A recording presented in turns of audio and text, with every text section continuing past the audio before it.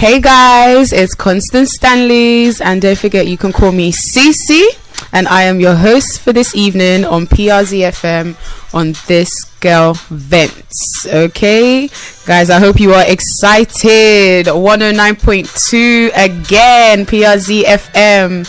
I hope you guys are happy to be tuning in, because I am ready to vent, and I hope you are ready to vent too. We're going to be talking, and the topic today is, what's love got to do with it? I know you like that one. What's love got to do with it?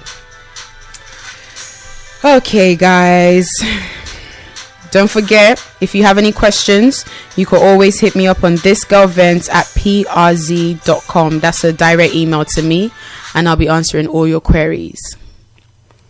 So guys, how's everyone doing?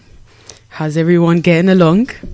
I know this is a funny topic, but I was really excited to discuss it because I saw a couple things. You know me, you know how I do my own thing, where I see and I learn, I pick up different things from different places, and it makes sense to me, and I say, okay, I'm going to discuss this with my radio family.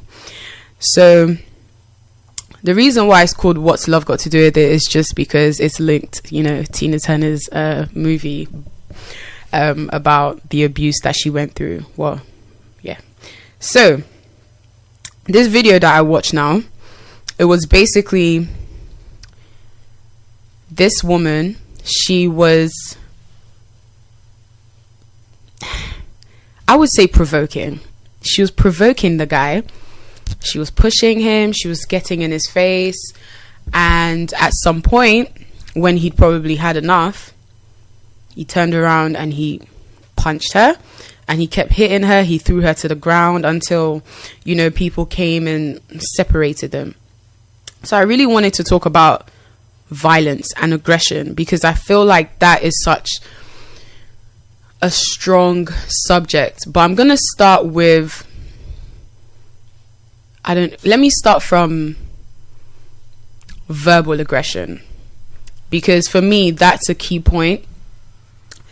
I think when people speak a certain way, for me, it's very telling of how they feel, who they are as people, what goes on in their minds, what goes on in their subconscious, especially when they are angry.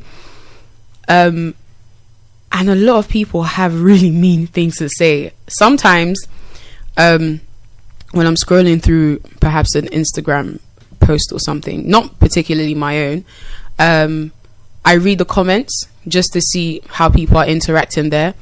And some of the things that people say are ridiculously aggressive, as in they are, why are you even saying this to someone you don't even know? They are insultive. They just continue to just get at people, and that makes me feel, why do you think like that? Why do you reason like that? Or why do you see other people in that particular way? And another thing is, I feel like because it's in your mind, you said it, it's also very possible to then picture you in a light where you are physically violent and taking out your anger on other people. So let's start with relationships now, because I feel like that's where the meat is for this conversation.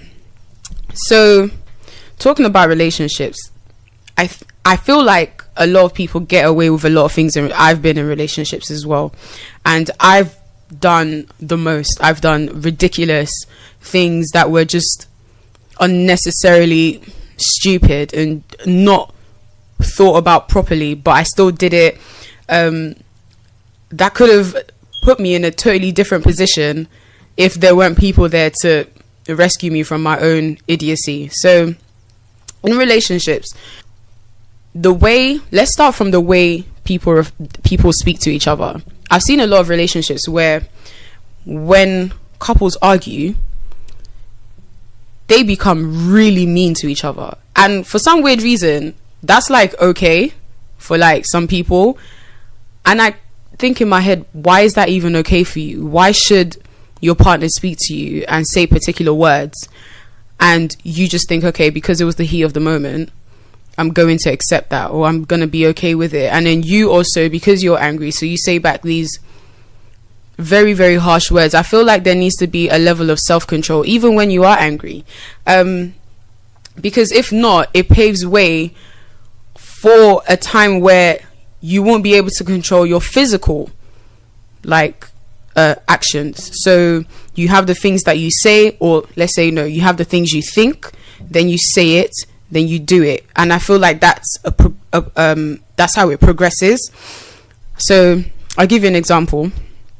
When I was like really young, I was in a relationship, and this relationship was I knew it wasn't right. And I remember there was a point in this relationship where the guy said to me, like, we weren't on like speaking terms, but we were on speaking terms. You know, when you're with someone, you've argued and you're just trying to like make it happy again. So he says to me, actually, we were getting on the train, and he says to me, how did he say it? He said, I just want to batter you right now. So when he said that to me, I'm not even going to lie to you, I thought to myself, okay, I've landed myself in a hot mess. But I also said to myself, that's probably what people say because of his background and stuff like that. But there were days where we really got into it, and I genuinely thought, oh, he's about to smack the spit out of my mouth, like right now. And in my mind, I also kind of felt I could still forgive him if he did that, and still continue with a loving relationship, a healthy relationship, which is absolutely untrue. Okay. I don't think you can achieve a healthy relationship where there is physical violence, verbal aggression, abuse going on. And I think sometimes social media like glorifies that. There's this was ages ago when I just got on like Instagram, and there was this young couple, and they used to hit each other a lot, and people will comment and say, LOL, that's me and my man, or LOL, goals. And I thought, okay, this is not normal. And these are the things that we need to look at when we are choosing people, and even within ourselves as well. Are you prone to violence? Is the person you're with prone to violence? Because that's really not healthy. It can never be healthy. And we continue to see, you know what it is? I think the reason why social media makes it almost glamorous is because naturally human beings are kind of attracted to other people's downfall. Because, and I say this and this is because as humans we tend to compare a lot. We don't mean to sometimes, but we do. And it's, you know, you watch Maury or you watch Jeremy Kyle, for example, and you see other people whose lives are significantly worse than yours, and you feel happy about yourself. When you watch these videos where people are doing this to each other, couples getting onto each other, hitting each other, being verbally abusive towards one another, you feel like, oh well, that's not me. But you're still watching it, and you read the comments, and people are genuinely laughing. They are cracking up at someone else's pain. That's an issue, and it really, really, really needs to be confronted. But anyway, let me talk about the provocative side that I was talking about when I watched this video. So this woman was going on at this guy, and she was pointing at him, she was pushing him, she was poking at him, all this kind of crazy things. And this guy's a burly guy. He's set, you know, he's like twice her weight, you know. And she was obviously angry, but in her anger she failed to acknowledge or be aware of her surroundings, or be aware of his emotions. And she continued to push him and push him and push him until he decked her. He punched her in the face, and that wasn't even enough, because he, at that point, he didn't even want to hold back on his anger anymore. He started hitting her. He did a WWE move on her and threw her to the ground, and then people had to run in. So let's talk about this provocative thing. We have this thing with us where we always want to try and be right, or try and get our point across in any which way or manner. And sometimes that is very dangerous, because you do not know what goes on in the thinking of the other person. I could easily, maybe I'm about to get on a train and someone barges me, and I decide to take, and I miss the train.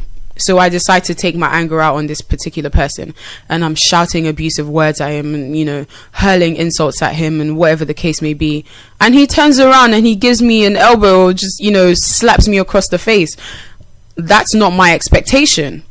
That's the truth. But you never know what people are thinking when you are provoking them to anger.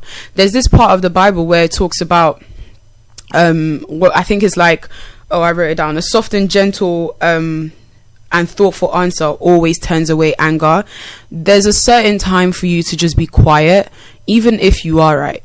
There's so many times where I've had to say sorry when I knew I was correct, and the other person knew I was correct. But because the other person was at a place emotionally that really couldn't be toyed with, maybe because they were angry, you know, I decided in myself not to push that.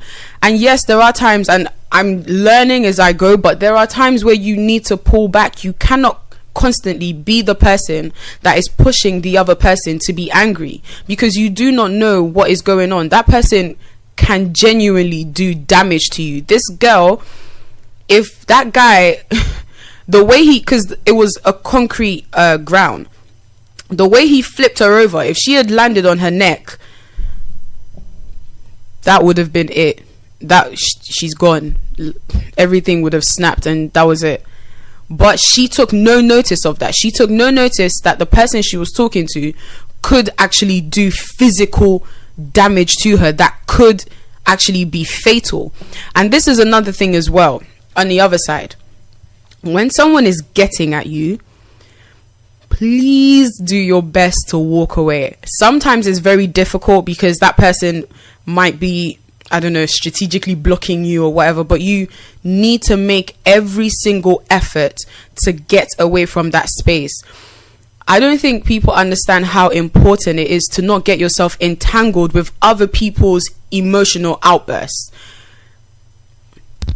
Emotions are very funny. I don't know. It's a very funny chemistry that goes on in our biology, and it can cause a lot of mess. A lot of crazy things can go on if they are not checked. So if perhaps someone's coming at me, the first thing I think is, who does this person think they're talking to? You know, I start reminding myself that I have guts too. I've got liver too. I can do this. I can do that. But the truth is, I don't really know how that altercation is going to end. So I need to think ahead. I need to either move away from that. In fact, there's no either. Move away from that. Just leave that premise. Just go away. Just go away and have time to think for yourself. Because that's another thing as well. When you are angry, you really cannot see the situation properly. You cannot view the situation holistically. You cannot see it the way it's being presented. And even if you do, it's always going to be heightened. It will always be a worse way. Another example of like these people provoking each other, I was watching this little snippet, and this guy, his younger brother, had joined, or was attempting to join, a gang. This is what the caption said, by the way. So the brother decided to stop his younger brother from joining the gang or successfully being part, or I don't know, initiated into this gang. He was going to square up to him and fight him. Okay. I don't see that as a solution. I'll give you an example. Growing up, African, and a lot of other cultures will testify to this as well. When you do something wrong and you are what is the right term? Manhandled. And you are beaten for it, it doesn't actually stop you from doing that particular thing again. What it does is it tells you that, oh, there's a consequence to this, but I can find a way to avoid that consequence by doing the same thing I was doing but with a different route. Does that make sense, guys? This is one of the things that is very necessary. It's hard to use violence as a way to coach, especially adults. It's not going to make any sense. You're only doing it to humiliate them, to cause them pain, that sort of thing. There's no way that this guy trying to, have this boxing match with his younger brother is going to stop his younger brother from doing that. It's just going to make his younger brother think, okay, I'm going to find a different way to sneak out, to go hang out with my gang people and do what gang people do, and then come back home and make it look like I changed my mind and I don't want to be part of the gang anymore. So there are certain things that violence really, really, really cannot solve. And if violence is your only way of solving issues, you really, really need to check yourself, because sometimes we come from backgrounds that insist that violence or physical harm is the only way a person can learn from their lessons. Sometimes they don't actually learn the lesson. They learn a lesson, but it's not the exact lesson you want them to learn. The lesson that they learn is be smarter, be wiser, be more cunning, be more clever, and do it a different way so that you're not caught. Sometimes words is all that's needed, and sometimes silence is all that's needed. Silence is very good. Silence is very important. Another video I watched, guys, I'm totally venting today. These 3 videos, I think like everyone's probably seen them, but I just want you guys to, I'm explaining it for radio purposes because I want you guys to see what I'm trying to say. I was watching this video and I watched it with my entire family, and the father had he started arguing with his son because apparently the son was bullying people at school. Now, his way of solving this, he then said to his son, who was now finally towering over him, he's now a grown man, probably 18 or so and whatever, and he said to his son, show me how you bully them. Basically as an incentive to say, show me what you've got and I'm gonna put you in your place, physically. I'm gonna beat you. I'm gonna beat you up. And it ended very bad, because the son picked up his father and threw him through a glass table. In scenarios like this, would you say that what the father did was the right way? Could he not have had a conversation with the son instead? Was the only way,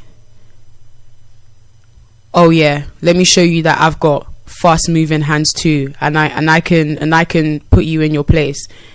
How can you respond to violence with violence all the time and expect the result to be peace all the time? It's just not, especially when it's close-knit or family ties like this. It's really, really, really difficult. Either that, or there's going to be resentment built between like family members and all that kind of stuff. It's, for me, I just feel like always take your time and assess your surroundings. Assess the person that is going at you, arguing with you. I have times where I lose my temper, and I get upset at myself when I lose my temper, because it's not that it's out of character, but it's like, oh, I should have held on to that emotion a little bit tighter and made a better judgment of the situation. And this is what we actually should be doing, because I don't know, it's really, I don't know, guys. Try and just be let's all try to be a bit better with the way we see situations, because violence in relationships, it's all abuse, to be honest. And I don't really know, especially when it's glorified in that particular sense, especially in relationships, because then I remember Chris Brown, after that scenario with him and Rihanna, he had come out with a song where he said he had watched his mum being beat down by, the father figure at that particular time. That is scary, because he was basically mirroring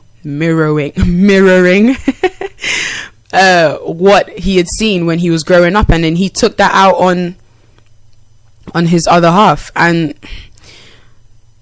we need to be very protective of our homes, because we have children who are there, who are growing. And even when kids are 7, 5 years old, 10, they may not be able to expressly articulate everything that they are seeing, but it doesn't mean that they are blind to the goings on in the family home. And what happens is that if it continues, they may see it as the correct way of handling things. And when they go outside, they then inflict that kind of judgment on someone else, someone who probably is completely unassuming. So we need to be very, very, very, very careful the way we handle things at home. You don't want your child being that person that's, smacking up people in public, or beating up girls and doing world wrestling moves on them on the pavement in the car park. It's ridiculous. So lastly, guys, on PRZ FM, on this girl vents, because I vented a little bit, I gave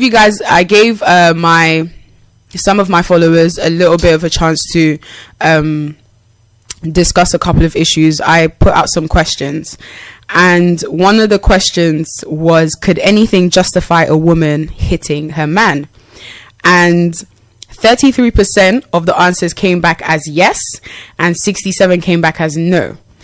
The other question was, it was a quote, and then they could agree true or false. It's true, there are some scenarios that allow a guy to hit his girlfriend. Guys, let me repeat that, because I want you guys to really understand how I felt when I saw the results to this. It's true, there are some scenarios that allow a guy to hit his girlfriend. 50% answered no, and 50% answered yes. Okay. This is a very sensitive subject. The reason being is because there are a lot of I remember when I was in college, we had to do a case study on men who were in abusive relationships with their respective others, females, and these women, they were taking out their anger on them, they were hitting them, and that kind of stuff. In situations like this, I still don't expect the man to actually hit back the woman. And I know this sounds, or perhaps sounds crazy. In that situation, what actually needs to be worked on is not a physical change. What needs to be worked on is a mental and emotional and psychological change. When a man or a woman is in a relationship where they are constantly being harassed, they are constantly being abused, physically or mentally, emotionally, their self-esteem dwindles. It just comes to a halt. Everything just crashes, and they will never see things clearly the way they should. And what those people need is help. But what happens is that because they don't get that help on time, and this is why I said the physical side is not a good idea. We see a lot of cases where women, children, men have been abused in their relationships with their parents or their respective others, and their retaliation is so, it's the worst type of retaliation, because what they end up doing, because they cannot now give out a balanced emotional response, it's exaggerated, so they end up committing murder, so they end up in prison. So that's basically 2 lives wasted. This is why I say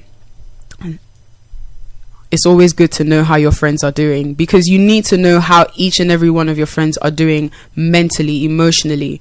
Just recently, myself and my friends, we were talking about our insecurities. They may seem myopic and very small, and infinitesimal, but the truth is, even those little things helps me to get to know them better. They get to know me better, and in that we can get into deeper discussions and work out how people are really, really doing, and be able to give good advice. Because the scenarios that would possibly allow for a guy to hit a woman, or allow for a woman to hit a guy, it could be anything that could happen after that. The results of that could be completely tragic, and people could end up dead. So I leave this conversation is definitely an open conversation, because I want everyone to be able to reason for themselves. But my point will always be to be able to assess your surroundings better and with a clearer mind. Because when you are angry, when you are overly emotional, you can never really look at your situation or your scenario the best way you possibly can, because emotions are taking over. And emotions tend to do that. They tend to blur a lot of truths. So let's just keep that in mind. And what was the other thing? I'm just going to repeat this just so that you guys can remember. I quoted this part of the Bible before, but I just want to say it again just for the record. And it basically says, a soft and gentle and thoughtful answer turns away anger. So guys, sometimes even if you need to be silent, just be silent. Even if you need to just walk away, just walk away. It might seem like it might, take a chunk out of your pride, but honestly, just let that happen. Just move away from that, because there are a lot of people in this world that are actually toxic, and the moment you fall into their trap, you are stuck with them. You become poisoned with whatever it is that they're seeping out and exuding. So just be very careful of that. Try and have more I'm learning myself, guys, obviously. So just try and be more gentle, try and be more thoughtful, try and be more considerate with your replies. And if you can't work it out at that very moment because you feel a particular type of way, perhaps everything everywhere is hot, perhaps that's how everything is right there and then, I would just suggest you just walk away. And always, because I'm big on this, when you're looking for your respective other, you're looking for a partner, the person you're going to spend the rest of your lives with and have 10,000 children with, please make sure that you are assessing them on how they control themselves. Do they have self-control? Okay, so guys, you've been listening to Constance Stanleys on PRZ FM on 109.2. I'll catch you next time. Don't forget, you can always email me. You can ask me questions. You can send me anything you want to send, any thoughts you have on thisgirlvents@prz.com. So yes, it's been a pleasure as always. I've got to love you and leave you, but I would definitely catch you next time. Peace and love.